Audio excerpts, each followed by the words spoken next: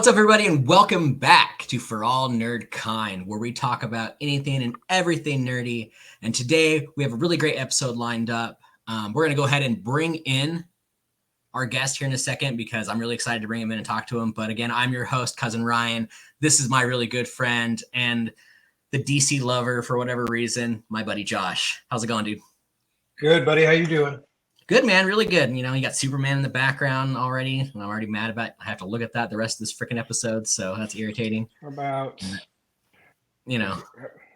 There you go. There you go, Mr. John Wick, which we'll break down at some point as well. I'm really excited for that. But you know what? Since we have a big episode today, and it's a lot of things to cover, we're gonna bring in our guest real quick, and we're gonna jump right into it. My actual cousin, 1/3 of the oh shit, I don't even remember our network name, but all that fun stuff. The Last American Heroes. Half of Benny and Moose Save America. My good friend, my brother, my lover, Moose. What's up, dude? I can't believe I forgot the name of your show, bro. You picked out the name of our channel. Josh, Ryan, how's it going, guys? Thanks for having me on your show. Somebody, thanks for being here. I understand that there is a tradition that starts off every episode. There is, and I did mention our name at the beginning of this, For All Nerd Kind. I did say that, so how dare you say I forgot it, because I did say it. But no, you forgot the network name. I forgot the network name. I will say that. So as tradition, we're going to go ahead and take our shot before we get this rolling, gentlemen. Salud. Cheers, boys.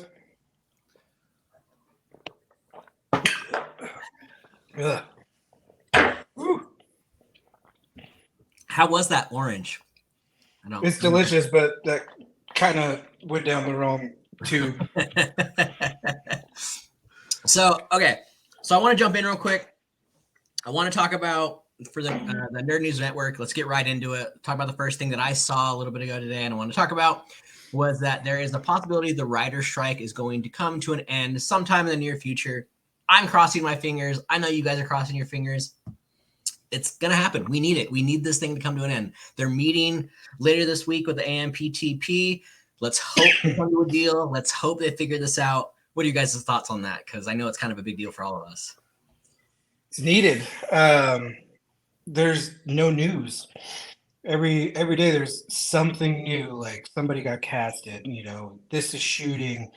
Nothing's shooting. Nothing's being written. It sucks because then our show is based on that. Like, you know, we have nerd news. There's no nerd news. Like, we're covering old stuff, you know, and we can jump into like rumors and such, but rumors and speculations have gone through the roof since the strike because people are bored. Writers are people who are still working and trying to put out articles, even for like nerd sites. They're just grasping at straws and posting old shit, and it sucks. So I did see that Disney and Netflix are bringing an offer to the table, and we'll see what happens. Hopefully it ends, because the way they were saying, you know, it could go into fall. If it doesn't end in fall, it's going to go through to Christmas, and then you know, there was some studio exec. You know, there's still people who just they're not backing down. There's a studio exec said, you know, when these writers start losing their homes and can't afford their rent, maybe they'll come back to work. And then I think I sent you that Ron Perlman thing, didn't I? Yeah. That was awesome, you know, but it's not necessary, you know. Almost felt like a threat, and you don't need to go there. I get it, but what do you think, Moose? I mean, I know this affects what our world is, but a lot of our friends who are in the world who can't talk about, you know, the new stuff's going on because of this thing. So yeah, it's tough to see any type of strikes happen, because anytime there's a strike, obviously there's a very human component to that strike happening, right? And you have these writers who I'm sure you guys have seen some of the like postings. Like, I just saw this the other day that one of the previous writers on Daredevil on Netflix, he was basically the principal writer for season 1. He basically gets 10 cents an episode as it's watched, or excuse me, as it's aired. So there's 12 seasons. The guy made $1.20 on royalties. Like, that just doesn't seem fair. And so from an entertainment standpoint, yeah, we're being deprived of news. We're being deprived of entertainment value, of movies filming, of TV shows filming. So all this stuff is being pushed. But more importantly, there's the human component. There's these people who are picketing, who are starving out there, who are busting their ass. And, the conversation comes up, AI versus, the human component, right? And like, for the history of entertainment, there's always been a human writing factor. And so it just kind of comes down to that. Like, settle the strike. Disney, Netflix, you have all the money in the world. Like, sorry, you bought Marvel for $3 billion. You have profited $27 billion off of that investment. Profit. You can afford to raise the writer's cap. Come on, dude. Netflix is the largest streaming service in the world. Mm-hmm. You can afford to raise the cap for your writers. Some of those executives, Josh, like you hinted, that are kind of staying tough, they know that they're in a position of power, in a position of leverage. These studios, even when they lose money, they still have money to spend. You look at a studio like, and this isn't knocking DC, but it's just kind of an example of a studio and money. DC has lost money on its last 4 movies, and not just a little bit, like hundreds of millions of dollars have been lost. But they're still going to continue to move forward with movies because they have that kind of money. Pay the writers, settle the strike. Yeah, I feel like it needs to go away because people are just starting to get hostile to more people. Like Stephen Amell from Arrow came out and said, I understand why we're striking, but I don't think striking is the best option. And he got roasted. He almost got canceled, but then he ended up on the picketing line. But he basically said, I get why we're striking. I don't per se support it, but I support my fellow actors, my fellow writers, but there's got to be a better way to do this. And part of that probably comes from season 2 of his show that he can't promote, that nobody can promote, So he almost got canceled for that. And then he showed up on the picketing line and everybody just, fuck that guy. Oh, now he's on the picketing line. He's trying to save face and not get canceled. Like, it's unnecessary. It's not bringing any good to anything because people are just getting angrier and more people because you're mad at the studios, but now you have people with their own opinions coming out, and just because they say something you don't like. Well, let's just keep our fingers crossed that that a deal is made, that we get back to our regular broadcasting of content. I know it's something that people are gonna have to learn, that the streaming services was not something that existed in the 90s, in the early, and it wasn't that big in the early 2000s. So that's what people are trying to adapt to. And what is happening right now is that they're trying to amend, like, 10 cents an episode for something that's airing, and they're not getting paid for something that's possibly streaming. Fix it. It is what it is. Hopefully they figure it out and get this fixed so we can get back to our content. But I want to go talk about something real quick that you mentioned, Moose, the Deadpool thing. Oh, okay. You mentioned it. So there's a rumor going around. They mentioned it. We were talking about this behind the scenes before we started recording.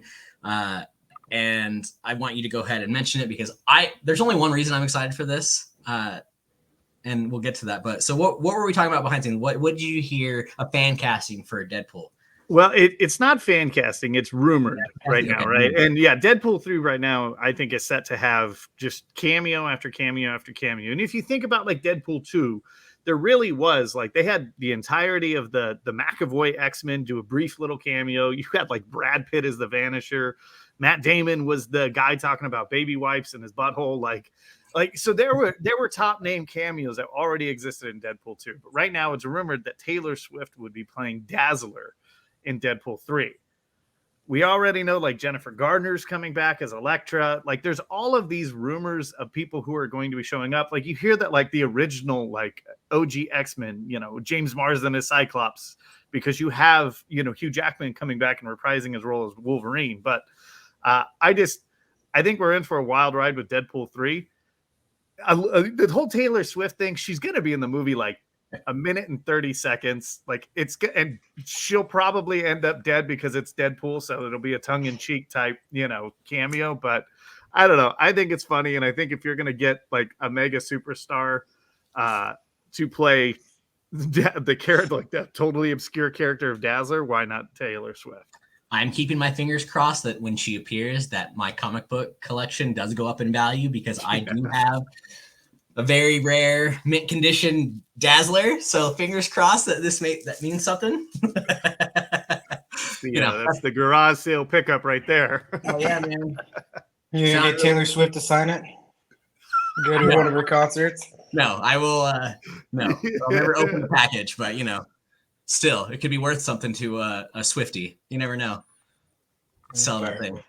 Because we looked at it earlier. I think behind the scenes, it was like maybe in mint condition as it is, like $60 probably. And hopefully, with the Swifties all freaked out about it, I can get some money out of it. You never know. I've never read it. I've never opened the package, so we'll see what happens. He's got an extra copy. He's got like 3 or 4. Oh, come on. I will say this though, like my one hope is that like stop reporting on these castings for cameos in Deadpool 3. Like leave something for us to see on screen that's going to be like, oh shit, it's Ben Affleck as Daredevil, or just leave a little bit of surprise, because like Doctor Strange in the Multiverse of Madness, we knew like Professor X was going to be in it. Like we knew all of the Illuminati who was going to show up. Like maybe the surprise was Black Bolt, but who gives a shit about that guy? Like, honestly, like I as much as I like love talking about like the rumors and the casting and stuff like that, I'm also like, dude, I'm excited for Deadpool 3. I don't really want to know any more about it, but it's hard when you're looking at movie news to not be like, shit, there's another casting for it. Even though it was a crap movie, The Flash, and we talked about it on one of these episodes, The Flash did a really good job of hiding some of the cameos, especially the one at the very end. No, I didn't know that was coming in any way, shape, or form. So, I hope they continue to do it. Or like we talked about with Mike on the last episode, it's a sleight of hand trick. They say all these things, but then they surprise us, and those people we thought were in it aren't in it, but someone we didn't think about is going to be in it. So you never know. Bait and switch. So who knows? So with us not having a whole lot to go on Nerd News Network, we're going to go ahead and go into our next topic. The whole reason of today's episode. So one of my favorite trilogies, Guardians of the Galaxy. So we're going to talk about deep dive into the movies. Moose and I know you and I are very comic book friendly, so we'll kind of throw some things out there that tracked for the movies, that didn't track for the movies. But I want to go ahead and get started with that first movie, with Guardians of the Galaxy and the introduction of Star-Lord, who, again, I have a giant man crush on. I'm a huge fan. I kind of want to go what you guys' thoughts on that movie, that kicked off this franchise, that really gave the boost to what became the comedy, I guess, of what the Marvel Universe had. So, Josh, with you first. I know it's something that we wanted to talk about from the beginning. What was your thoughts on the Guardians, that kickoff first movie? I think if it wasn't James Gunn, it would have failed tremendously. James Gunn. He's just one of those out-of-pocket kind of directors. You either love or hate his movies, but Guardians of the Galaxy, there wasn't much to hate. Like, he just, with the music, it was revolutionary kind of for him to have all the music, and it was older music, and the fact that it was older music, it got probably some of the older audience. My wife loved it. She loves that older type music. Like, it was songs that you would never picture yourself playing, and then all of a sudden the soundtrack comes out and you're like, I watched the whole movie and I enjoyed it, listen to the soundtrack. I think casting wise was perfect. The fact that Chris Pratt beefed up, he was already losing weight, but the fact that he committed, Zoe Saldana, she's amazing in everything she's in. You got voice actors, you got Groot, you got Vin Diesel's Groot, which he says the same goddamn thing, but the voice just works. Bradley Cooper, it still doesn't sound like Bradley Cooper to me. Like his rocket interrogation, I don't recognize Bradley Cooper at all. And then Dave Bautista, Drax. We'll get to Drax's character. Not my favorite. Seemed kind of useless to me. Probably to a lot of other people. But no, this unknown taking the risk of an unknown to the general audience group. You know, you've got Justice League, you've got Avengers, you know, you've got X-Men.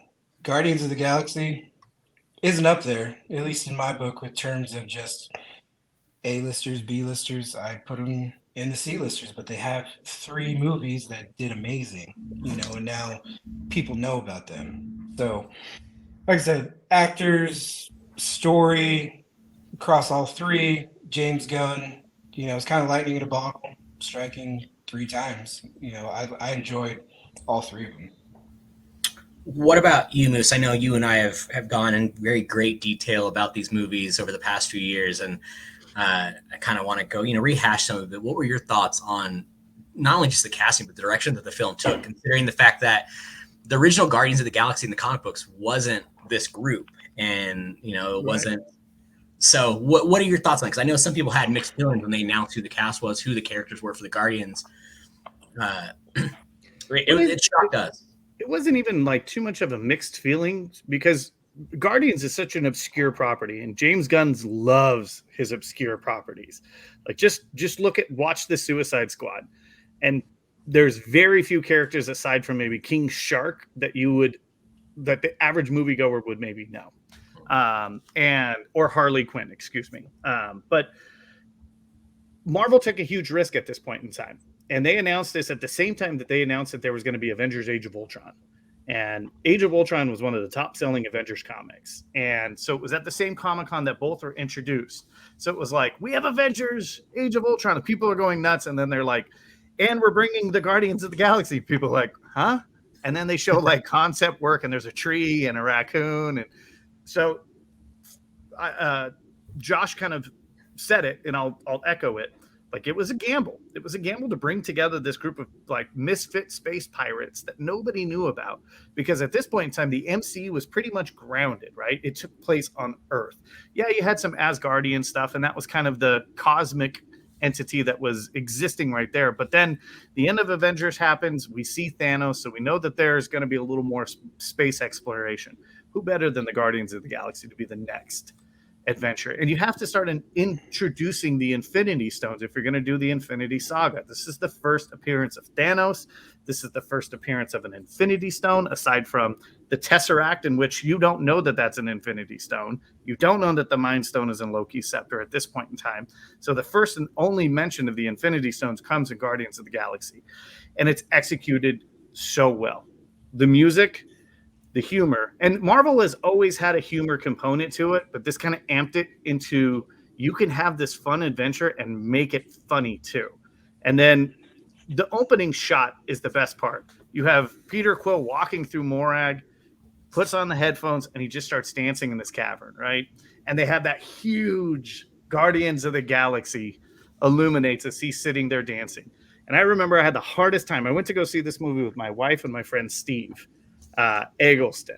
And Ryan, you know Steve. I know Eggs. And Steve is the most cynical son of a bitch on the planet. I had the hardest time convincing them to go. We like went out to dinner, and I was like, we're going to go see Guardians of the Galaxy tonight. And I like showed them the preview, and they're like, that's a tree and a raccoon. I'm like, you guys are going to freaking love this movie. 10 minutes into the movie, Steve turns to me and whispers in my ear. He's like, this movie is going to be great. I was like, okay, we're on the same page here. And it was. Guardians of the Galaxy Volume 1 is probably like in my top 3 favorite MCU movies. It's such like, again, it's a huge swing and it's a home run. Guardians 2, huge step down, but the original Guardians of the Galaxy was such a great introduction. It was so much fun with these characters that you just wanted to see more of them. And I will argue that the end of the first Guardians is the best ending out of any of the MCU movies. Quill asked the question, he's like, do we want to do something good? Do we want to do something bad? And he's like, bit of both. You get the Jackson 5 playing as the ship takes off. It's so freaking solid. Love Guardians of the Galaxy Volume 1.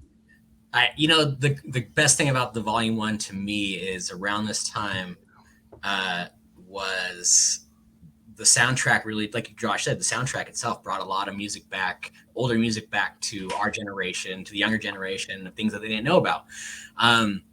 One of my favorite things was, at the time we talked about, was using one of those songs for your wedding when you and your wife got married, but we didn't end up doing it. The Ooga Chaga, I got You know what I mean? Like that would have been so great. But that's Still regret not singing that. I but still regret you. Don't regret the day. It was a great day. We're not singing. They did a great job. Love you, and honey. I loved it. Volume 1 was so fantastic, and I agreed with the sentiments out both of you said, you know, that it was a huge risk, it was a gamble, and it paid off. And in my mind, there's no one else in the world better to play Peter Quill, Star-Lord, than Chris Pratt. That I think he hit it perfectly to with the kind of humor they wanted to bring, and yeah, he jacked himself up for it. Such a great movie. I know when they announced it, before I saw the images of what was going to be the Guardians, you know, the original Guardians were people that some people don't probably knew. Like Phyla Vell was an original Guardian. Mantis was original Guardian.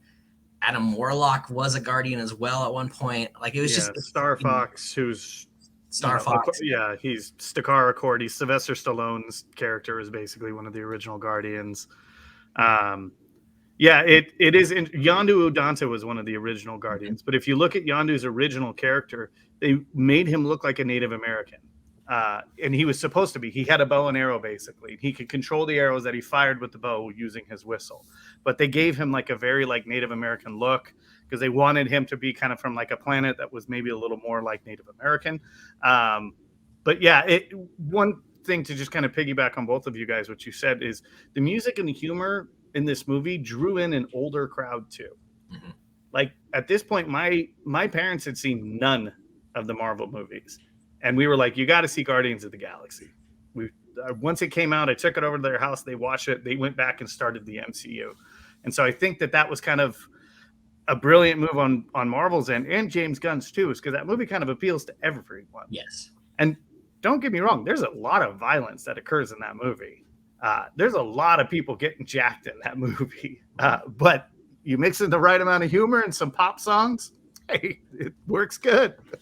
Well, and I loved with that movie they introduced the Kiln, which was huge in the comic books as well.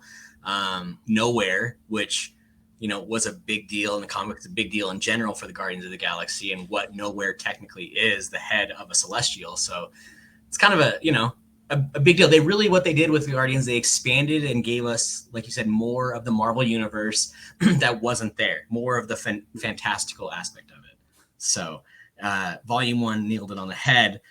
But when we go to Volume 2, which is what I want to talk about next, I feel like it was a huge step down. And Josh, what were your thoughts on it? I mean, Volume 2 had such a big shoes to follow, and then it came out and did what it did. What was your take on that movie, considering?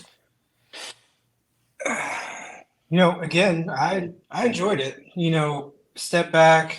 Yeah, I feel like for non-comic book people, I feel like for those who loved Guardians of the Galaxy Volume 1, I feel like those people still enjoyed the second one because you don't know what you're going to get with the Guardians. It's not as cut and dry as Avengers, or nothing's cut and dry, but it's just the fact you can do anything with outer space. You don't have to worry about repercussions on Earth. You can change characters. You could do anything, and that older audience who doesn't know anything about them in the comics, just wants to see their movie, they're going to see it. They probably saw it a couple times.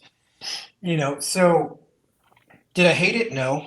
Was it the best one out of them? Absolutely not. I'd say it's probably 3 out of the 3. I'd go 1, 3, and 2.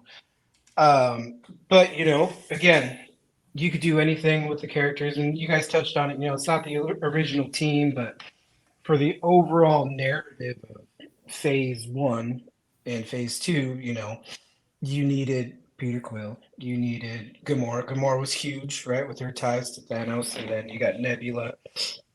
So, and then they even showed the original team, at the end of the second one, so when you think about it, could you have built an ensemble movie without having their original movies? Could you have built that around Sylvester Stallone? Could you have built that around Michael Rosenbaum as, what was that guy's name? He was covered in glass. What was his name? Yeah, he was the first mate of Sylvester Stallone. Yeah. And then, Yondu, he was part of the first one, but he was, kind of teetered back and forth what he wanted to do. So, you know, the second one, Kurt Russell's awesome. I mean, did I agree with his character? You know, not so much. The ending was ridiculous. Did I laugh when Peter Quill turned into Pac-Man? Absolutely. Like, but then again, you know, the soundtrack again killed it. They had was it Fleetwood Mac during that fight scene? And that was one of my all-time favorite songs. Um, you know, and just character development. You know, making Peter special. He was already special, being one of the only humans out there. You know, from Earth. But you know, it gave him story, gave him and Gamora another story. You know, just a lot of character building, and it made. I think without the second one, the third one wouldn't have been as good. There was so much that happened in terms of character development with Nebula, with Gamora. You know, them squashing their beef, and you know, you have Groot, which correct me if I'm wrong. That's not Groot from the first one. It's supposedly like his son, right? You know, just an offspring. So Yeah. you get to see how Groot, you know, you get to see this Groot grow up compared to the first one where he's fully grown. He's got, you know, he knows he's dumb, but, you know, just more character development. And then Drax, whatever. So you're still got a not that fan of a Drax, huh? Not a huge. I'm just gonna throw it out there. Drax was useless. He's supposed to be the muscle. There was no scenes in any of the movies where he seemed more dominant than the others. Like you have the muscle as Groot. Drax did yeah. absolutely nothing for me. Like he was he was the comedy. His comedy was great, but his character pointless. Pretty useless. I feel like he was integral to the first one, you know, breaking out of jail, but still, even then, they could have done that without him. Right. He just kind of tagged along. So I love Dave Bautista, but even he said his Drax, he's done. Like he wants to move on to actual acting. You know, he's tired of the prosthetics. He's tired of, you know, all of his movies nowadays. He's a serious actor. He's a legit actor. And in that movie, I feel like he was just getting a paycheck. Moose, what are your thoughts on that? Because Well, I think without Guardians and without being cast as Drax, I don't think Batista would be gaining those paychecks. I think this is kind of one of his first movie roles. And I mean, I'll defend him in the first one. He went up against Jaimin Hansu's character in that kind of big fight, pulled out his thing, and, you know, finger across throat means death. But I actually like, because Drax the Destroyer in the comics is basically like a smaller version of the Hulk. Mm-hmm. Like, and I actually was okay with them kind of making him a bit of comic relief. I 100% agree with you. He is completely worthless in the second one. Completely worthless. Okay, the enemy in the second one is Ego, the Living Planet. That was one of my biggest problems with Guardians of the Galaxy Volume 2. They're fighting like rocks, like in tentacles. Like it. What is Drax going to do in that? Like, really, he's not. But like, I'm with Josh. My rankings of the Guardians would go 1, 3, and 2. I think the arc for Yondu Udanta in number 2 is amazing. I love the look after he gets the hyphen. I love the whole scene where it's playing, where he's escaping from the Ravengers, and it's just Rocket, Groot, and Yondu, and they're just walking through.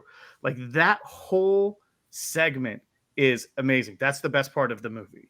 And then, yeah, you know, Yondu's sacrifice, it's heartfelt. You get a little kind of closure on Peter not having a father, or really he did. He just kind of interpreted that incorrectly. I didn't really like the whole, like, I didn't like Peter Quill in the second one. They really made him out to be an idiot. Mm-hmm. He's a goofball, but he's tactical. He's not an idiot. Like, this guy is a thief. Like, that's what he did for a living. He was raised by thieves. You can't be an idiot and be raised by thieves. And the second one, you know, he's playing ball with his dad. Like, I don't know. There's a lot of really, like, dumb moments in the movie. And I love Kurt Russell. And you know, in the comics, and this is where I'll get a little nerdy. In the comics, Peter Quill's, his father is not a celestial, but his father is from outer space, and his father is the king of an entire planet, right? And so he has armies and legions of legions at his command. That would have been a much better enemy than Ego the Living Planet. And yeah, I with Josh also laughed when he became Pac-Man. And there were a lot of like things that got me laughing. But I think my favorite thing about Guardians of the Galaxy Volume 2 is also Rocket's arc. Like my favorite character of all three of these movies is Rocket.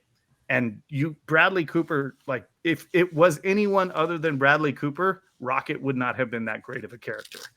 Honestly, like the way that he plays his voice is unrecognizable, to your point, Josh, but also there's emotion. He's such a wise ass. Like he's such a fucking prick, but I love him so much for every time he's a prick. Like Yondu's has this tender moment with him and he's like, but then you smiled and I saw your fucked up teeth. Like Rocket's just like, oh, he's got a jab. And so I like Rocket's arc. And by the end, like he's starting to kind of like realize like, this is the family I deserve. These are the people I deserve. So yeah, not my favorite. Soundtrack's still a banger. Movie's still a lot of fun. Yeah, you needed that movie to continue the development for the rest of the characters, especially a character like Nebula, who at the beginning of the movie, they're basically take this assignment to free her from the Sovereign, and then they're going to turn her over to the Kree. So they're going to sell her for money, basically. That's what she's worth to them at the beginning. And by the end, you kind of factor her into the Guardians, right? Mm-hmm. So, yeah, it's fine. And I agree with both of you. For me, it's the weakest of the three films. I love Kurt Russell. I love his acting. I love that whole, the idea of him. And, it looped back to the first movie of why Quill's mom died of cancer and how she got the cancer, but I agree. Fun. Yeah, that part was fun. But I mean, at least they looped it back and kept it connected. No, I agree. I know. I do wish they would have gave us Jason of Spartax as the protagonist. There's the antagonist, because I wanted to see that. I love that idea, that concept. I mean, they kept it true with the Ravagers stealing Quill from Earth for his dad, because that happened either way. But just the idea of Ego Living Planet, it was comical to me. The whole idea of it was comical. I mean, him flying around. There's a little man flying on a ship when Rocket saw him. Like the 1-inch man. Yeah, the 1-inch man. Like, are you shitting me? Come on. And they had a lot of throwaways. Yondu is I'm Mary Poppins, y'all. Like, that part was fantastic. I love it. I love the comedy of it, and it really brought it. But it could have been so much more for what the Guardians ended up doing in the third movie, and how much how much closure it gave us, which we'll talk about.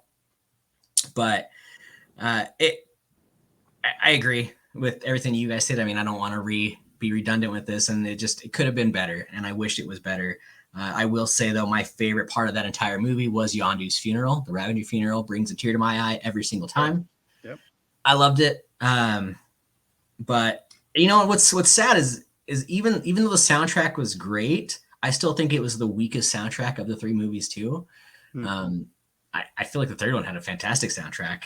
Yeah, and I agree. I want to roll into that real quick, because there's so much to talk about for that third movie. Real quick. Yeah.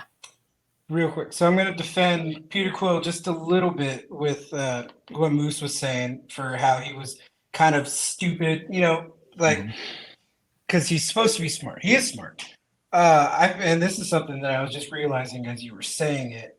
If you look at the three movies, Peter's an emotional guy, and when he's emotional, that's when he acts his most retarded.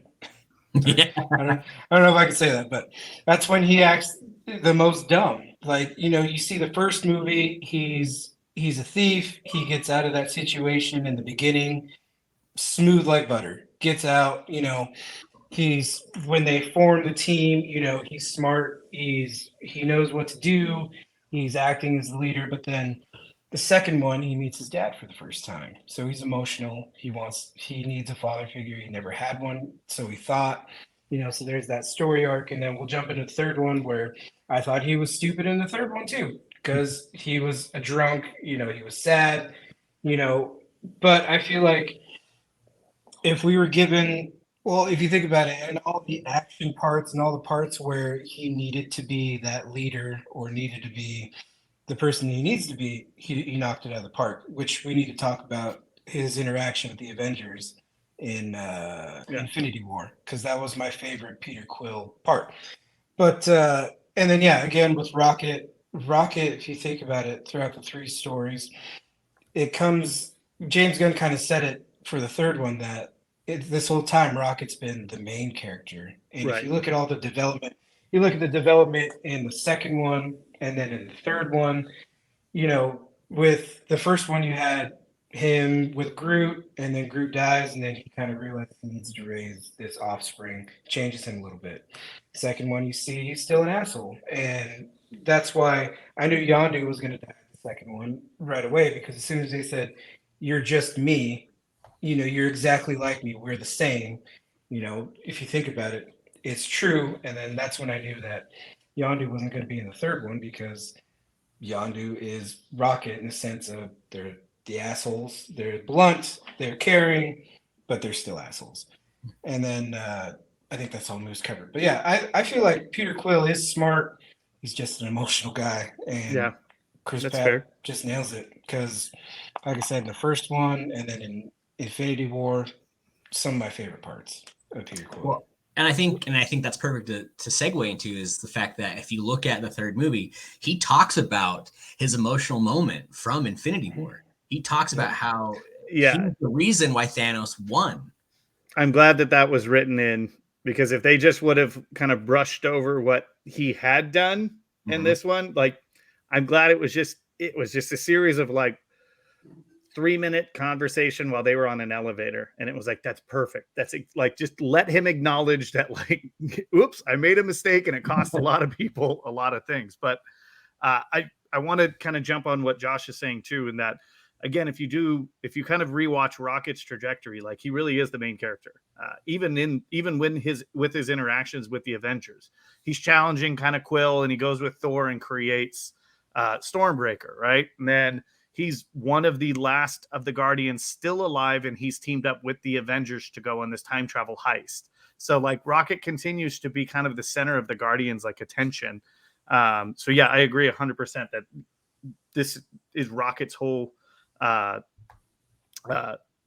story, basically. And then, since we're talking about Guardians 3, it's confirmed, like, as he's seeing his old animal friends, in the great beyond, the otter Lila kind of just reassures him, like, it's always been your story. So, like, the line is even kind of just confirmed and dropped, like, this has always been Rocket's story. He takes over at the end of this as the leader of the Guardians of the Galaxy. He puts together his new Guardians team, which, dude, his new Guardians team has got some oomph to it. Especially when you see King Groot. Whew. Yeah, before we jump into the third one, I feel like we should hop into Avengers. Bruce brought this up before, their interactions with the team, their development in Infinity War and Endgame. So Infinity War, they find Thor, then Thor is kind of like the bridge between, Earth and then the Guardians. So that's how you get your connection there.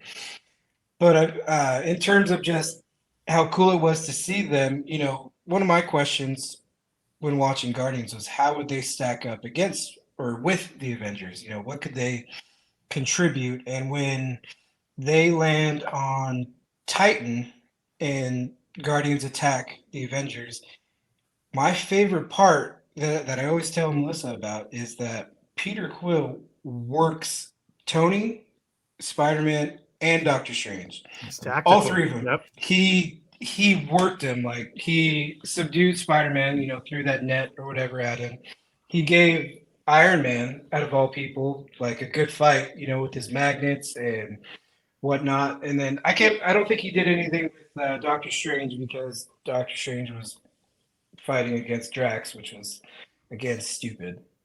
Just absolutely dumb, But in terms of, like, it answered that question for me, like, how do they stack up with the Avengers? Marvel is, to me, the Avengers. There's tons more in terms of, outer space, lore, what have you. But when I think Marvel, I think Avengers. And then I always want to know, where did the Guardians of the Galaxy fit? And Peter Quill worked those three. And It was awesome. Well, It made me so happy. and you know, it's funny is again they give Quill so many great one-liners and things to do in these movies. And in that battle scene when he has Spider-Man and Strange has Drax, and Strange asks him, "What master do you serve?" And he's like, "What? What do you mean, Jesus?" Like, Yeah. that just little lines like that, little things that just kind of makes Peter Quill, and Chris Pratt is the only one that could deliver lines like that to be funny, in my opinion. Yeah.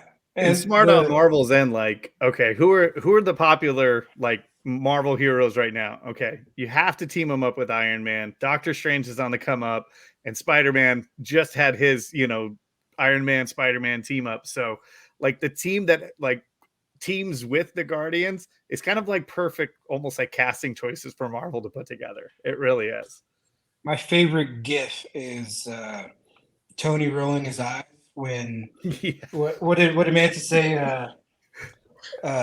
We take names and kick give ass. names. Yeah, give names, take ass. And then just his reaction of him rolling his eyes, like you just knew that these are completely different, people. In terms of Tony's from Earth, they're from outer space. They're weird, and Tony's just like, holy shit, I have to fight Thanos with this. Like this is my option. This is what I'm stuck with. How do I work with this? And I mean, their plan was great. Their fight with Thanos was great, but and that was fan service for me when Quill. We talked about it. And Quill pretty much said, I lost my emotions and I killed half the galaxy. That because that was like a meme after Infinity War came out. Like if Peter would have kept his shit, the movie wouldn't have happened. Like everything would have stopped right there. So I thought that was great fan service. James Gunn has a way of doing that in terms of just he's always on Twitter. He's always replying to people on Twitter, not now because of the strike, but he's listening. And that's what I love about James Gunn. He's always listening, he's always watching, he's answering people's questions when he has the capability to. But yeah, I think them in Infinity War, and like you were saying with Rocket, in terms of who was ever gonna help, this time heist, again, placement, you have Nebula and you have Rocket. Where Drax wouldn't have fit into that. He doesn't fit in the entire team, Right. but Yep. Drax wouldn't have fit in that. Groot would have been useless in that. Peter probably could have been helpful. He's a thief, so he probably would have had better ideas. And then there's Gamora. So, I feel like Infinity War and Endgame did great. You needed Rocket to help build the time machine. I mean, that was kind of the big basis of it. Was he helped? He's so smart. He helped build and engineer it. So you kind of needed him. You needed him there. So yeah, and I love Rocket when he said easy when he was talking to Tony. He said, "Easy there. You're only the smartest guy on Earth." Kind of thing. Like, it was cool because then he was always fucking around with them. Like when they made Tony's gauntlet, boom. And he's like, just fucking. Yeah, he fits with that group perfectly. He does. For a second there, I thought you were a Build-A-Bear. He's like, maybe I am. Yeah, and I felt like in terms of just Rocket, that gave him, on a character level, I'm sure he was like, not surrounded by idiots anymore. That kind of thing. He's like, I got my idiot family, but these people are actually smart. These people know what they're doing, and we have a chance. The relationship between Rocket and Thor too is like, it was really, really good in Infinity War, and it was even better. Like Rocket's just kind of the one holding Thor in check, because at that point in time, Thor is just a big bag of emotional, stress, and Rocket's kind of the one that's keeping him on point. And he's smacking him as they're doing the time heist. He's like, "Get your shit together." So, I love the character of Rocket Raccoon. They were my favorite. Him and Thor were one of my favorites, just because of with all the things that Rocket's seen in his life, Thor was the most unbelievable to him. Like when he said, "I'm gonna hold the gate open," and he's like, "What are you talking about? That's the power of the sun. Like, are you crazy?" And then he does it. Like, holy shit! Like the fact that something can still surprise Rocket with all the shit he's seen and been through. I thought the way he saw Thor, was just kind of. He was interesting to Rocket because he was like, this guy looks like a human. He reminds me of a taller, better looking Quill, and I don't ever picture Quill doing this kind of thing. He's never met a god, Asgardian, and just showing kind of humbling him in terms of maybe I don't know everything. Yeah, there's a lot of team ups I wish they would have done more. I agree with. I love the fact that they teamed up Thor with Rocket, but I'd love to see more of Quill with Iron Man, because I think him and Tony Stark would have just been hilarious together.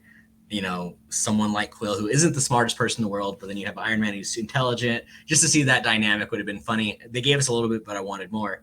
But now, since you guys mentioned the other movies, the one thing I do want to mention too, because it leads into the third film, is the Guardians of the Galaxy Christmas special. Yes. And I'm not sure who else saw it. I loved it. I loved the whole aspect of that entire movie. And that's when they start bringing together that Mantis, and Quill are siblings, and they kind of delve deeper into that a little more. And then they gave us Kevin Bacon, which, it's Kevin Bacon. So what did you guys think of that? I know it was kind of one of those, not under the radar, but wasn't a hugely promoted thing that popped out on, was it Disney Plus that came out on? And yes, it was a thing. So what did you guys think of that leading up to what we knew Guardians of the Galaxy 3 was coming? It's on the Christmas list. I mean, certain things you watch during Christmas, and that definitely is part of it now. Yep. If I'm completely honest, I saw it once. I liked it. Don't get me wrong, I liked it. But as soon as Christmas over, that shit goes back into storage for me. Yeah. But no, from what I remember, it was really great. You touched on it. Brother and sister kind of thing. From Kevin Bacon. It was silly, and I can't believe I'm saying, but it gave Drax something to do. Yep. But he fit perfectly into that because it was silly, it was outrageous, it was hilarious. And like I said, it's nothing against Dave Bautista. He's great. He's awesome as Drax, but his character is just, they didn't know what to do with him. And he was there for comedy, and he did great. He knocked it out of the park with comedy.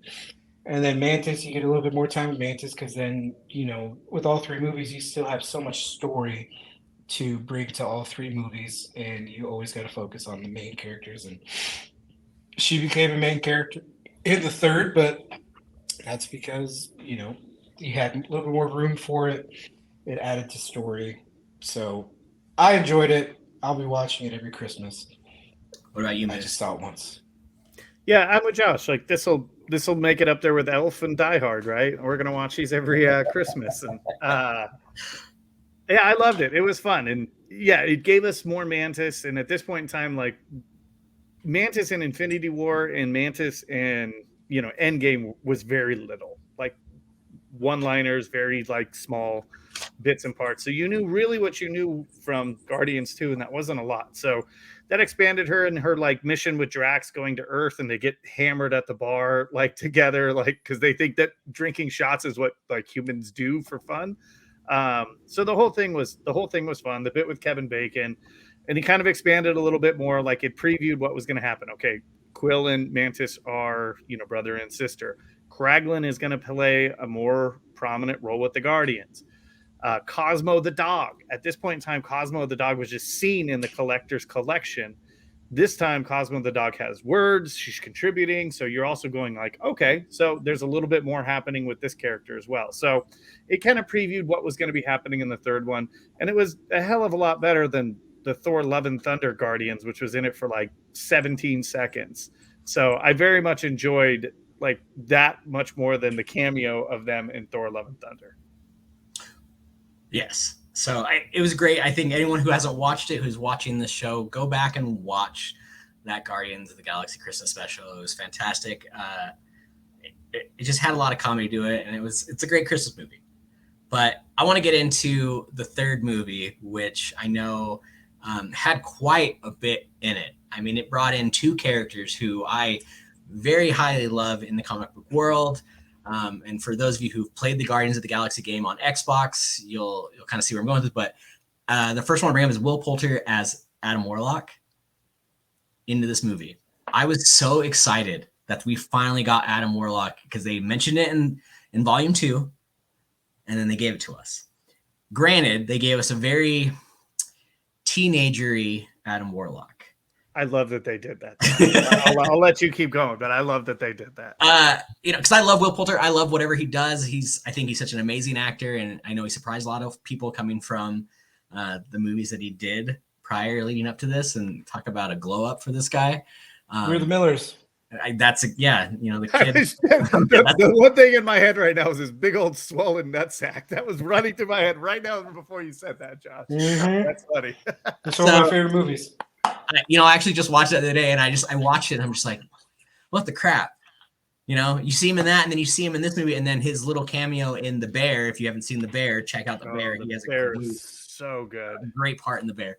But him as Adam Warlock gave us a lot. And for those of you who don't know, Adam Warlock in the comic books had one of the Infinity Stones. So I thought it was kind of interesting how they brought him into this world when he had, was it the Soul Stone at one point, or was it the Mind Stone? He's the protector of the Soul Stone. It's what was in his forehead. In this movie, he has just kind of that little like dot on his forehead, but in the comics, he's the guy that ended the Infinity Saga. He's the one that defeated Thanos. Yeah.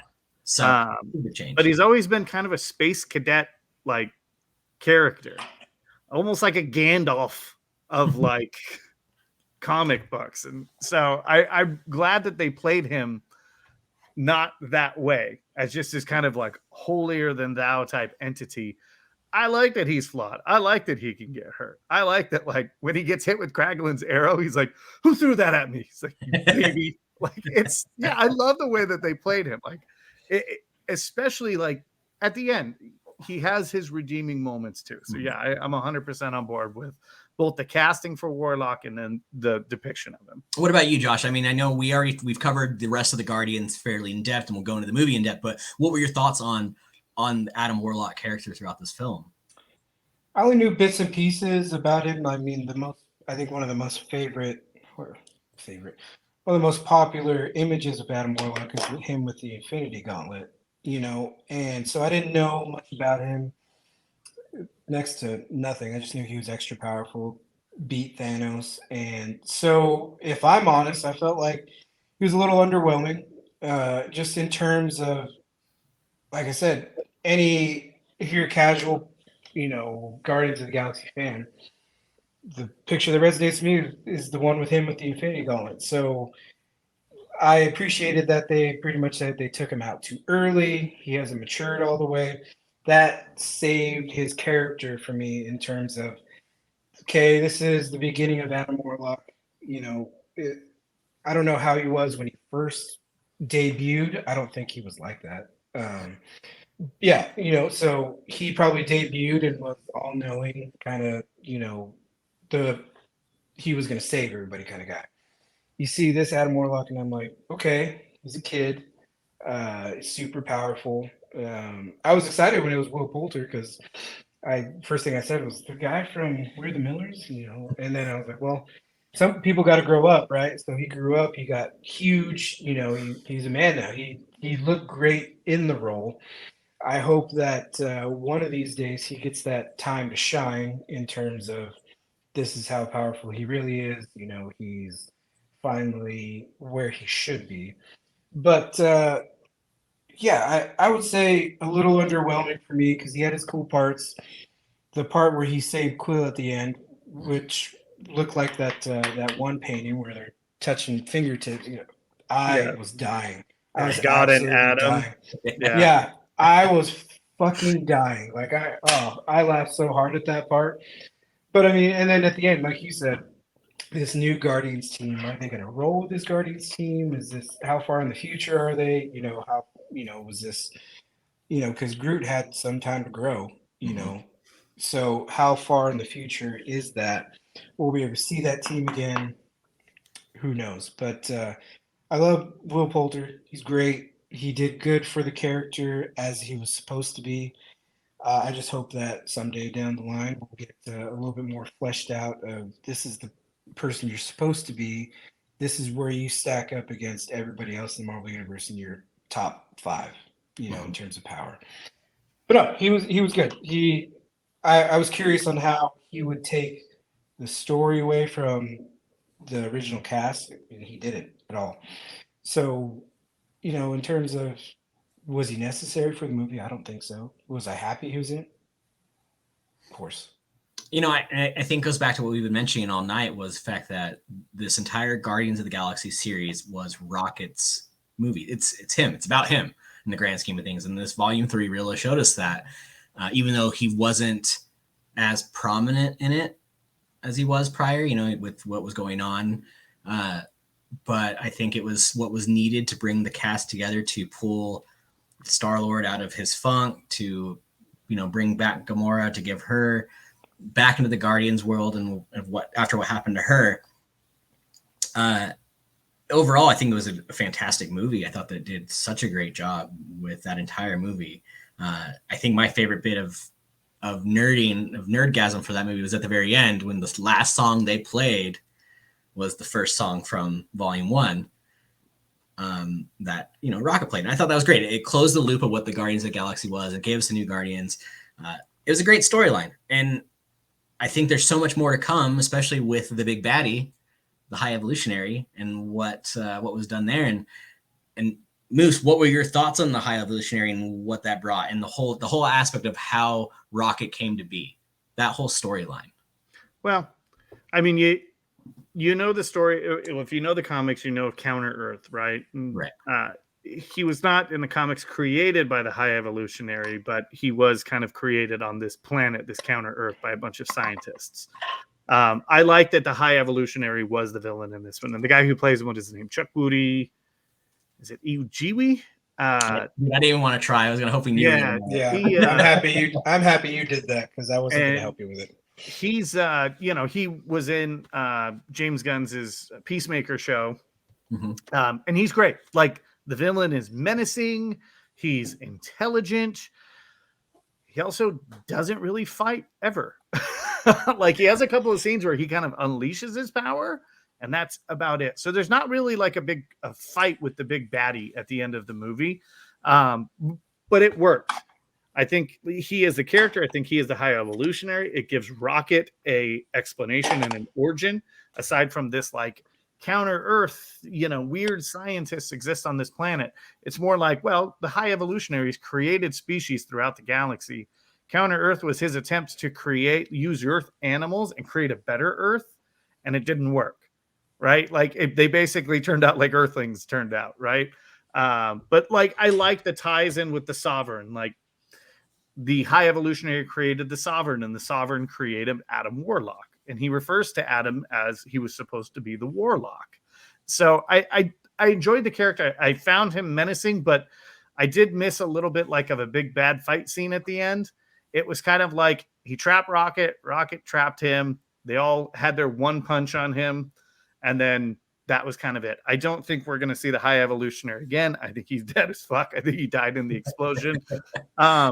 But I did very much enjoy that character, and I originally thought, well, they were teasing the High Evolutionary to introduce Adam Warlock. And I thought Adam Warlock was going to be the big baddie of the movie. And it worked for me that he was more of just a nuisance than he was kind of the big baddie of the movie. The big bad is the High Evolutionary. So it worked for me. I liked it. I dug it. It's better than Ego the Living Planet. Oh my God, so much better than Ego the Living Planet. Good God. What about you, Josh? Like, the overall arc of that movie from with High Evolutionary and the story behind Rocket and what was needed to be done for the Guardians to become the Guardians and then to show the new Guardians of the Galaxy. What do you think of the movie just in general, overall? I liked it. It was definitely number 2 out of the 3. When it comes to High Evolutionary, again, I had zero idea who or what he was. I know that his comic book counterpart, his face is in a mask, or it's part of it. I don't know. It doesn't look like him, which I'm okay with. The actor, I like the actor. He played like a Shakespearean kind of villain for me. Mm-hmm. Like when Melissa asked me to describe it, I was like, I just don't know. Like, he worked, but he was it was almost like he was in a play to me, kind of, with the way, his mannerisms and the way he talks. But it fit his character because he thought he was better than everybody. And yes, he didn't get that big, bad kind of action scene, but the action in this third one was amazing. I thought when Peter and Groot went to go fight him on his ship, that was a great scene. My favorite scene out of all three Galaxy movies is all of them in that hallway scene. Oh, the That one was shot. Was that one shot. One shots are becoming more and more prevalent in in TV movies, but mainly in action sequences. And I want to say Daredevil season one was where it kind of got on the map. You know, when he was rescuing that one person in that hallway, or not in the hallway, but in that building. You know, so one shots are becoming incredible because you got to think of it. One shot, for those who don't know, one shots are you watch the show or the action scene again, the camera never stops. It follows the person the entire way. So that means so many things have to come into play for it to work and for it to look good. Like John Wick 4, that whole scene with him in the shotgun, that entire thing was a one shot. It's amazing.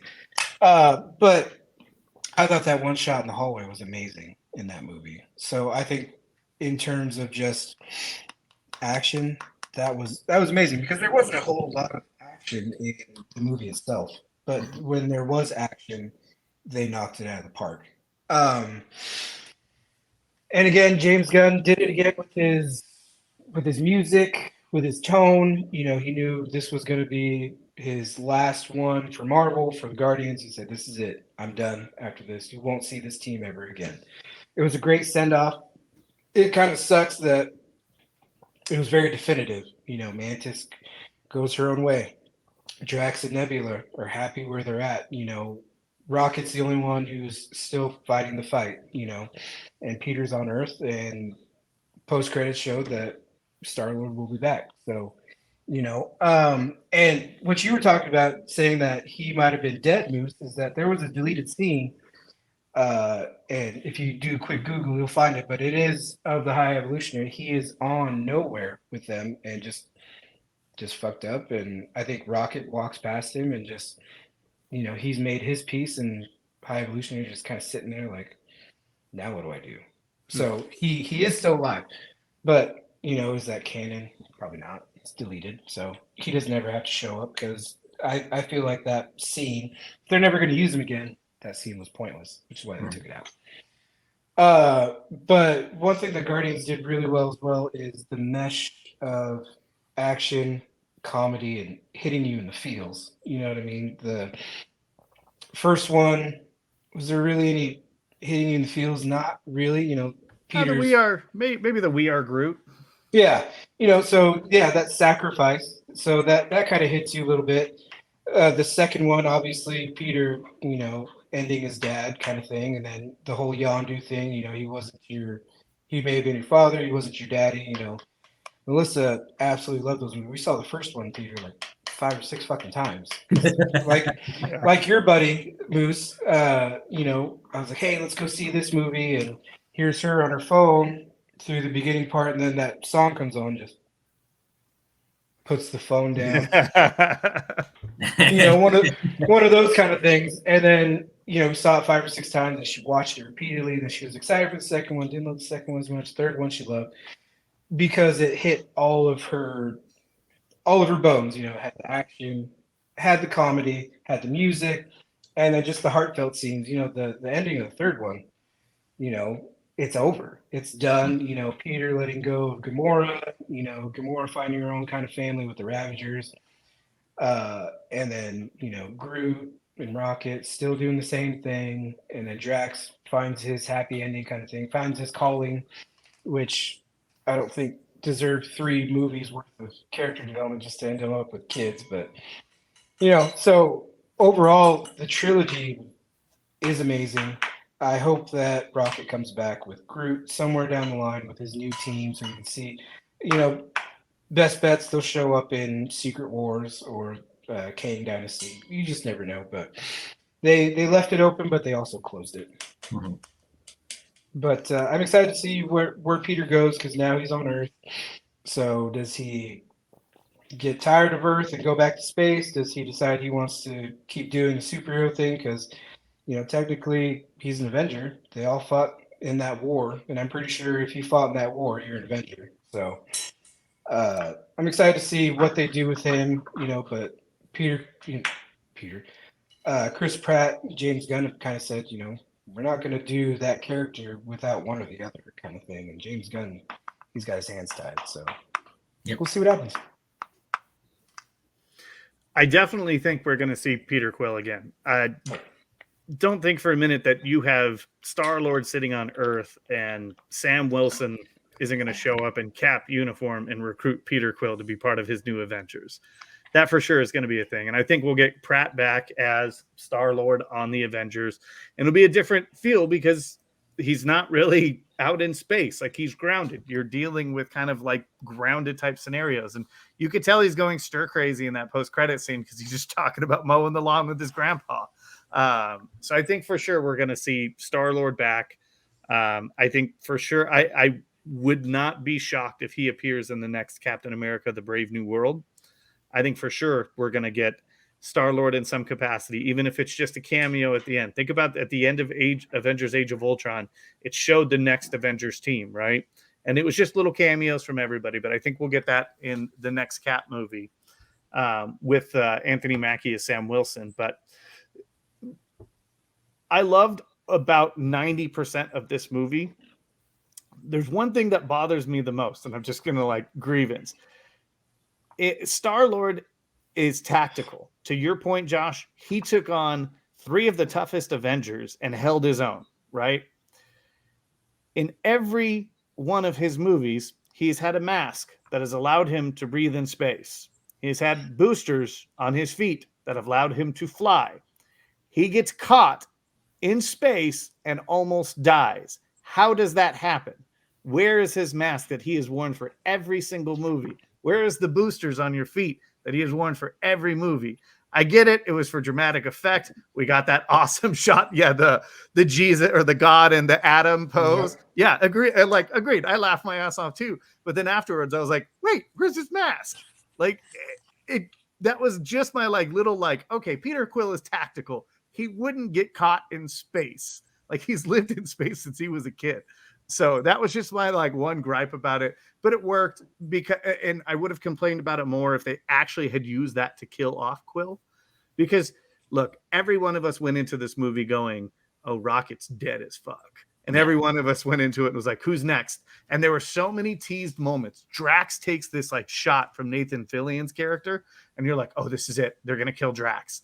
There were so many of these moments where you're like, oh, this is it. Oh my God, they're going to kill off Peter. He's going to die in space. But then it doesn't work off. And I actually loved that they didn't kill any of the Guardians, because it does. Yeah, maybe they're done with these characters now. You can let them breathe for a little bit. Maybe they come back for Secret Wars. Maybe they come back for the Kang Dynasty.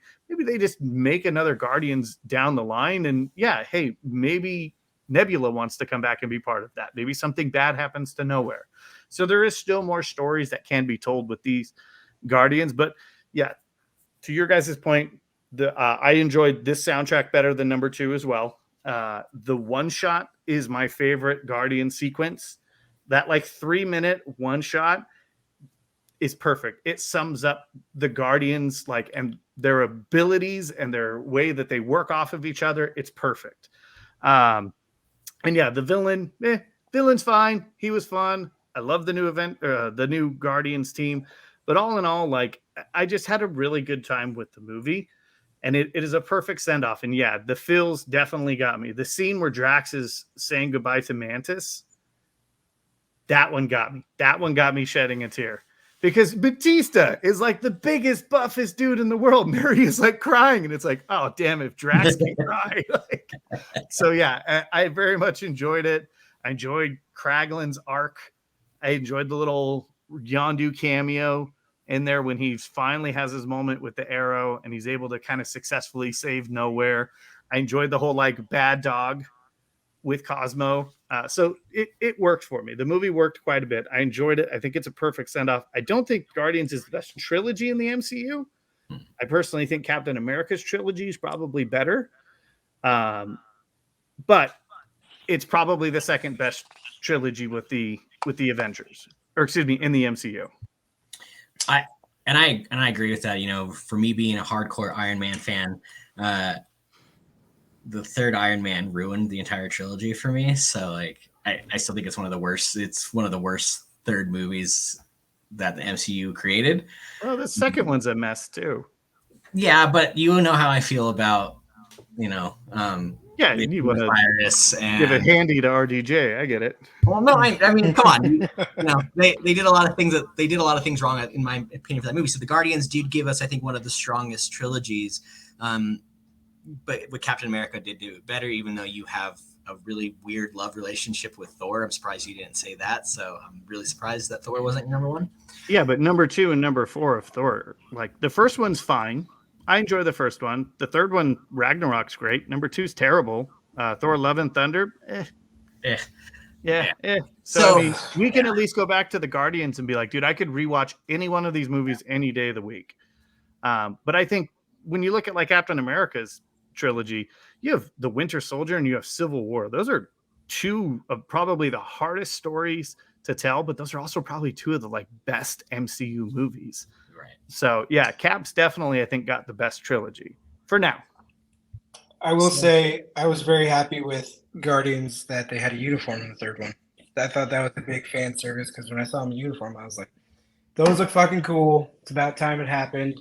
And they carried that, with Rocket's new team. So the fact they got a uniform, they're the only team that have a matching uniform. The Avengers are all their own people. They're not wearing, the same shit unless you count Endgame where they wore the Stark Pym, yeah. And then, I mean, even X-Men have kind of the same like feel for their costumes, but they're all unique in their own way. So this being that the Guardians are the only ones with a set uniform, I think is cool.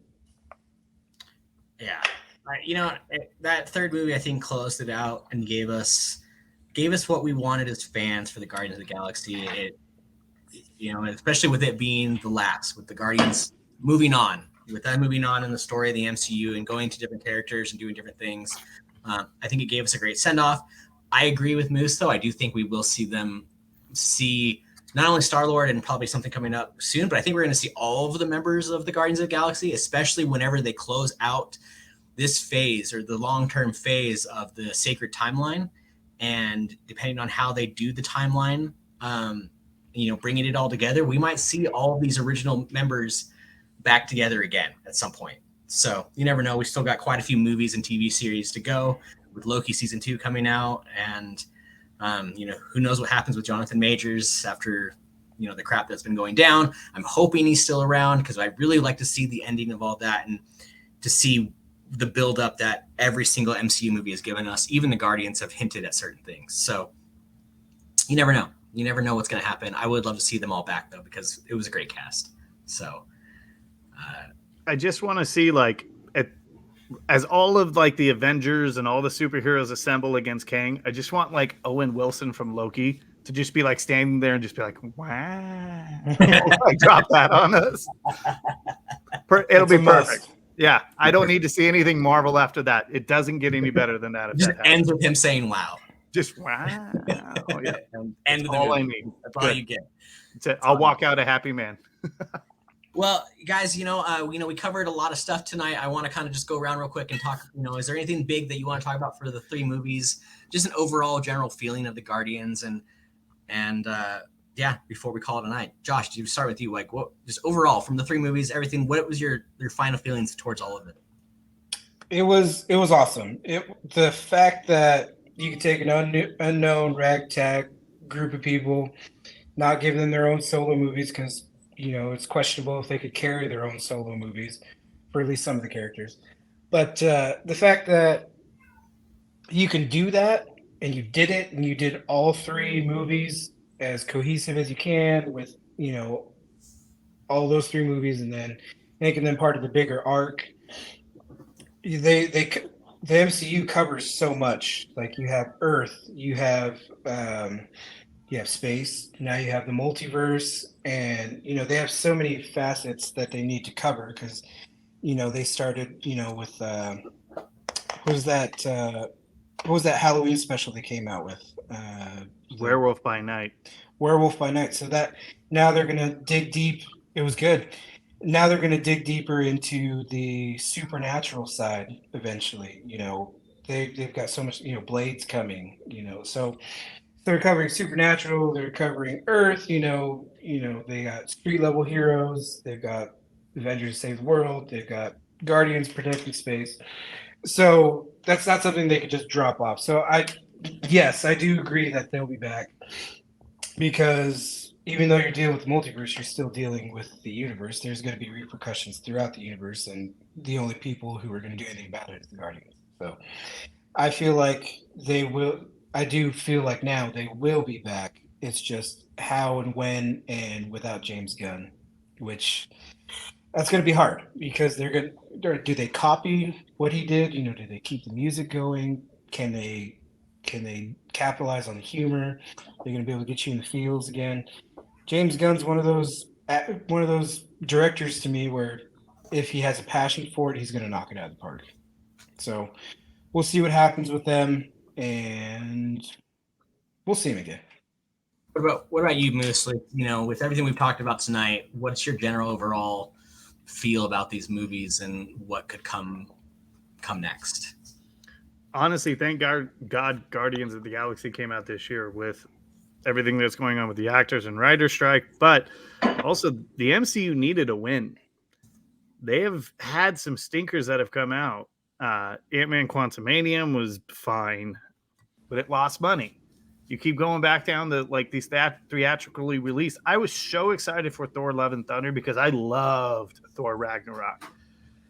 And that one was a dud and lost the studio money. And then here comes Guardians. And it's a beloved property at this point in time because Gunn knocked it out of the park with his first movie. He knocked it out of the park with the second one. We can sit here and tear it apart, but at the end of the day, it's still a damn good movie. Yeah. And then the Russo brothers treated the Guardians with respect in their movies, in the Infinity War and the Endgame movie. And so I think that the Guardians have just kind of become this beloved group of pirates, and James Gunn knocked it out of the park with the third one, and Marvel needed that. And it made over $1 billion, and Marvel needed that. So now with this recent project done, with Guardians done, there's a little bit of momentum into the next movie. I'm actually excited for the Marvels. I like Kamala Khan. I'm looking forward to this next stage. Am I excited, or do I think that I'll see the Guardians down the line? I might see a few of them. I don't think Quill's story's done. I think we'll see Rocket's group. I don't know if we'll see Drax and Nebula again. They're kind of doing their thing. Again, something may happen on Nowhere that drags them back into it. Mantis, I think, is the big question mark. She goes off with the big obelisks, like those big crazy creatures that eat batteries, and those are kind of her pets. Like, who's to say she just doesn't come rolling into a battle one day with these creatures? Like, so I don't know. I would love to see more of the Guardians. I would love to see the new Guardians team. Because really you're only kind of getting a couple of like layovers from the other Guardians with Rocket, with Groot, and with Kraglin. The other ones are new. Like, show us a little bit more of Phyla Vell. Like, all of a sudden she has powers. Like, that's awesome. That's cool. I want to see more of Adam Warlock. So I do think that we'll see some of them in the future, and I'm definitely excited to see more of them. But yeah, Guardians 3 kind of revitalized the MCU for me. Like, I, like most people, was starting to get a little bit of fatigue between Disney Plus, between these shows, between these movies. It just seemed like there was go, as much content as we can possibly give you. And that was the thing about these Marvel movies back in the day, was you get one, maybe two a year, and it was a continuation of a story. And so it was like an event. Man, you were so freaking excited for the next movie because you wanted to not only see that movie, but you also wanted to like see the story. And the last couple of phases, phase 4 and now into phase 5. Yeah, Kang is there, but he's not always there. Like, there's not a continuation thread. So it was good to kind of feel revitalized watching a Marvel movie, walking out being like, that's how it's done. And so while I'm not like all 100% loving like every single James Gunn like produced content, as far as the Guardians go, I love it. Do I think he's going to do a good job at DC? I think they're in a lot better hands than they're currently in. So Right. yeah, hey, I'm rooting for the guy. I mean, I like what he's done so far with DC and who he's casted. This weekend's Blue Beetle will tell the test, or if this airs next week, This last piece week's Blue Beetle will tell the test. That was sorry, Ryan. That was one of the things with what's his name, Bob Iger taking back over. Somebody stepped down, and he basically said, you know, it was too much. And what did he say? He said something along the lines of, "There's too much content and not enough focus on story." He's like, "That's why some of the movies have failed because we rushed them. You know, we're cutting back on some Disney Plus shows. We're gonna, you know, put more time, put more money into anything we put out, so that way it's you go back to that kind of quality." And I think I mentioned it on our last episode in terms of just like almost rise and fall, you know, stumbles. You know, Marvel had a huge rise. They're stumbling a little bit because there's such a high demand to put stuff out, and you can put anything out now because you showed that you can with Guardians of the Galaxy. So now they're taking bigger risks, you know, with Moon Knight, with Echo, you know. But a lot of these things, who knows when we'll see season 2, if we'll see season 2, if we'll see Echo, because Bob Iger says we're not putting out junk anymore. We're going to put out quality stuff that you're expecting, so we can kind of gain your trust again. So they stumbled. Are they going to rise back up, or is he going to take it in the wrong direction? You know, and like you said, Ryan, with the Jonathan Majors thing, you know, that kind of puts a halt to things until he's cleared or not cleared. And then, you know, Disney's so fickle about details. You know, if he doesn't get away with it, you know, goes to jail, then they got to change everything. If he comes out as innocent, they fired James Gunn at one point, if everybody remembers, because he had a homophobic tweet 10, 20 years ago, which I'm not even going to dig into it, but it came out to, okay, people were saying we should hire him back, and then they hired him back, you know. So Disney's kind of a wild card, and what are they going to do? Hey, they recast Rhodey right off the bat. Yeah. You know, second movie into it, nope, you weren't the right guy for it. You wanted too much money. You want to be paid more than Robert Downey Jr. than Iron Man. You bring in a higher quality Oscar-winning actor like Don Cheadle. Dude, Rhodey's awesome. I'm excited for the Rhodey movie. So I could see them, and there's so many talented people, and Kang is an easy character to recast because you could just be like, oh, this is his variant. Right. And that's the thing. The timeline thing, you can recast almost anybody at this point. Yeah, So, exactly. The drive behind Marvel from prior to the pandemic, all we ever got was movies in theaters, and the pandemic happened and they started pushing content towards streaming like crazy. So I'm hoping they pull back from that and we see more of a, like you said, you know, more story driven and less just producing content. I mean, you look at, you know, the She-Hulk and the fact that they alluded to World War Hulk and Planet Hulk. You know, it's stuff like people who haven't seen it aren't going to know what's going to happen once they start pumping that stuff out. There's just too much content for people to want to stay caught up, unlike us who have, for me, I have no life. I watch everything that Marvel produces and I'll continue watching it. So it's fine. But I think a little bit of a life. Come on now. Don't sell yourself short, pal. Look at that golden locks you have going on back there. I love it. I love Beard's all neatly trimmed. Yeah. Come on. You got a lot going on for you, pal. I watch so much content, Moose. It's not funny. I mean, I've been keeping up on all the Futurama stuff that's come out now, so I'm even more excited to talk about that in your future episodes. So I'm not against like the streaming content, but I do agree with you because some of it's been really good. Like some of the stuff that they've been putting out for the Star Wars has been excellent. The Andor series was some of the best Star Wars content I've ever seen. But I 100% agree with you. It's too much. And I understand you have to sell subscriptions to this, but it seems like, okay, we finished this one and a week later we get this one. Mm-hmm. It just seems like they just keep pumping too much stuff out. And if all of that is part of the whole continuation, which it is because Loki appeared at the end of Ant-Man. So there's basically promoting you to watch the Disney Plus series Loki. So yeah, I agree though. I think that there's just too much content. it's kind of all over the place. And yeah, I don't have all the time in the world to watch all of that content. So I still feel like I haven't seen all of Moon Knight. They're actually going to raise prices for Disney Plus 24%. Wow. All right, then. Wild. Yeah. Put that money to paying to your writers. Hopefully, that's probably what they're going to bring to the bargaining table tomorrow. Like, we're raising the prices 24%, and that extra 24% is going to go to your writers. Whatever. Why? Either way, I'll keep an eye on it. I know when our next episode, we'll talk about what ended up happening from it, because I know it's on everyone's mind. Everyone wants stuff to come out. We want to see things. We want the new stuff to come out. And for some of our friends out there, those who do movie reviews, they want this writer strike to end so we can go back to talking about all the new releases and talking about the things that are coming. So let's keep our fingers crossed that something happens in the very near future for this. We need it. But with that being said, Moose, the writers need it more than we need it. So let's get it for them, and then we'll benefit from it on the back end. Hopefully. Just no AI, because I know we talked about this before, but I'm still not a huge fan behind the AI thing, and we'll go into that in a later episode when we talk about the ChatGPT and AI in general.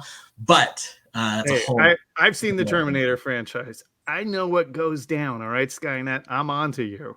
Okay, so when this releases, and I want to mention this because I don't know if you guys saw this, but when this comes out, it was a week ago. So today, as we're recording, Snapchat has an AI on their app, and today the Snapchat AI posted a story to all of its users. That's not supposed to happen from what they told us. It's supposed to be just there to talk to, and it posted a story, a 3-second clip of something, and then it started acting weird. So people are kind of freaking out right now on what the Snapchat AI is doing. So if that's any indication that Skynet's going to fucking happen, we should be worried. So that's hilarious. I just watched Terminator Genesis because it was on Netflix last night. So, and just watching it again, I didn't hate it. We can talk about Terminator someday, but I mean, they really focused on, everybody's on their phones. They're glued to those things, and a lot of the stuff they talk about has already happened, integration between your tablet, your phone, your TV, your car. So I don't know. It's scary. Like 100%. And one of the things that, being that we're on the topic, Skynet didn't attack first, by the way. In the original story that James Cameron wrote, humans created the AI, and humans decided that it was growing too powerful. So they struck first, or tried to. They came up with a plan, and then Skynet said, fuck you, you're not. And that's when they did what they did. So I heard that on Joe Rogan. It was interesting to me because they were talking about AI, and the guy was like, "Did you know that this is the actual story? They didn't strike first. We did." So, what happens when we go to pull a plug? Well, we'll have to jump into AI and jump into that, especially to the Terminator series and franchise itself, because there's so much to talk about and to unpack with that, and there's a lot. That might have to be a 2-part episode because that's going to be a long one for sure. But we've covered a lot tonight. We've covered the Guardians. We've covered deep dive into other things that is Marvel and that is the nerddom of our world. But before we call it a night, Moose, I want you to go ahead and talk about where everyone can find you. What else can we see you on? Because you're a very beautiful face to look at. I've enjoyed staring at you in this camera today. So tell our audience, where can they find you? Well, first and foremost, I haven't given Josh enough love. Josh comes in just with machismo, right? Coming in, flexing, beard's on point, hair's all parted nicely. You're looking good too, Josh. Appreciate that, buddy. A couple of good-looking guys on For All Nerd Kind here. We can nerd out about that. But no, you can find me on this channel too. I am a co-host of the trivia show. Ryan is our bartender. Benny and Moose Save America. It's movie trivia. We would love to have you two on at some point in time. Either play each other. I'll line you guys up a match. We can go 3-way if you guys want to play me. But one way or the other, I definitely would love to be able to get you guys together on the show. I think that would be a lot of fun. We at some point in time before the Marvels come out, are going to have an MCU Iron Man match. If anyone is interested in throwing their hat in that. But yeah, Benny and Moose Save America every Thursday night, 6:30 p.m. Come check us out. It's movie trivia. It's a lot of fun. The group that we have that routinely comes on is a good time. Ryan wrote a Kevin Smith Power Hour match. which is still, I think, my favorite match that I've not only filmed because I got to take a drink of beer every 60 seconds, but also because just the group that we had on that Power Hour is outstanding. Mike Deacon suggested it. Ryan wrote it. It's one of the best matches. It aired maybe about a month and a half ago. Go back and find that on our channel. But also tune into Beyond the Neon Veil, Ryan's Vegas stories every week. And dude, you guys are kicking ass on with this show. So congratulations on that. Very happy for you guys. Thank you.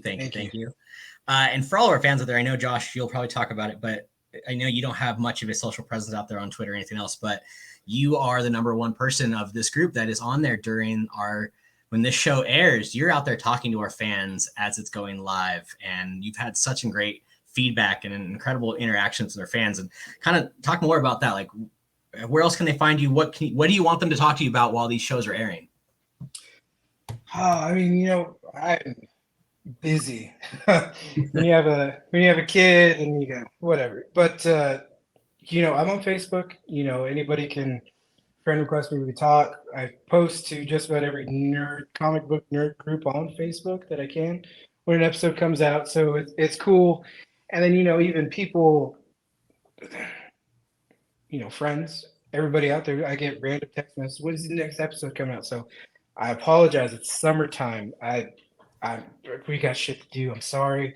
We're going to put out more episodes a little bit more frequently. We shot for once a month, and I feel like with the responses I've been getting, it's a little bit too long of a gap. So with summer coming to an end, we'll be inside more, have more time. So we'll bust out some more episodes. We're going to talk about the next ones here after this. And yeah, I really appreciate all the feedback. Everything's great. Hearing everybody talk about it, just getting text messages saying, when's the next episode?